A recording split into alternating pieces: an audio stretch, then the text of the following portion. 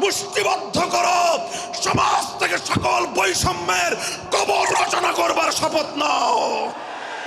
হে হতাশাগ্রস্ত জাতি, আসো আল কোরআনের কাছে, আমরা তোমাদেরকে মুক্তির বার্তা শোনাই, আমরা তোমাদেরকে সান্ত্বনার বাণী শোনাবো।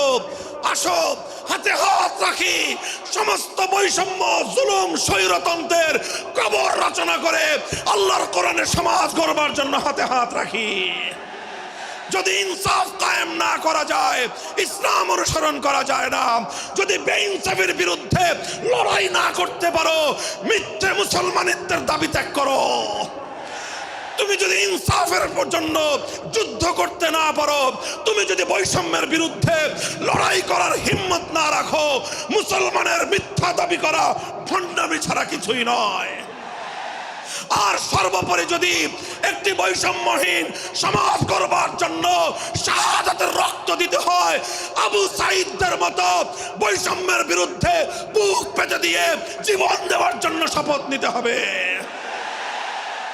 কোরআনে পাকের এক একটা আয়াত, কোরআনের এক একটা বিধান আল্লাহর জমিনে বাস্তবায়ন করার জন্য আমাদের জীবন যৌবনের বাজি লাগায় দিতে হবে, বাজি লাগায় দিতে হবে ইনশাআল্লাহ।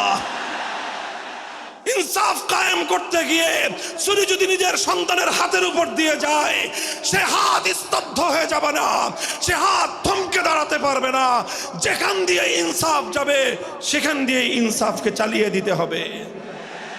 এই সমাজ, এই জমিন এখন বিপ্লবী চায়।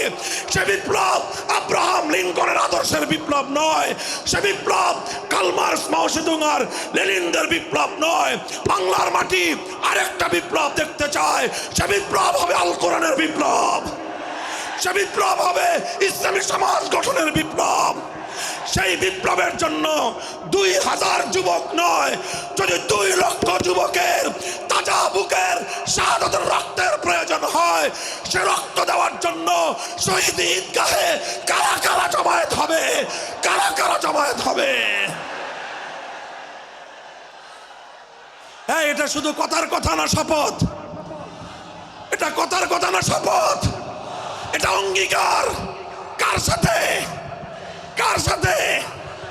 যেই অপরাধ করে মন্ত্রীর দুলাভাই ছাড়া পেয়েছে, যেই অপরাধ করার পরে এমপির শালার শাস্তি হয় নাই, যেই অপরাধ করার পরে শিল্পপতির বিচার হয় নাই, যেই অপরাধ করার কারণে রাজনৈতিক নেতার কোনো বিচার হয় নাই, একই অপরাধ দুর্বল, গরিব, অসহায় মানুষ করার পরে তার উপর আইনের শাসন 100 ভাগের জায়গায় 200 ভাগ বাস্তবায়ন করা হয়।